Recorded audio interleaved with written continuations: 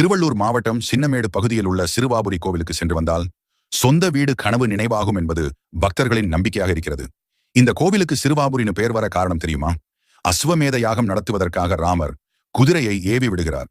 அந்த குதிரை அனைத்து இடங்களுக்கும் சென்றுவிட்டு கடைசியாக வால்மீகி ஆசிரமத்துக்கு சென்றது. அங்குள்ள லவன், குஷன் குதிரையை ஒரு மரத்தில் கட்டி வைத்தார்கள். குதிரையை தேடிக் கொண்டு வந்த அனுமனையும் கட்டி வைத்தனர். அதன் பிறகு வந்த லட்சுமணையும் கட்டி வைத்தார்கள். இதனால் கோபமடைந்த ராமர் தன் பிள்ளைகள் என்று தெரியாமல் லவன் மற்றும் குஷனிடம் சண்டையிடுகிறார்.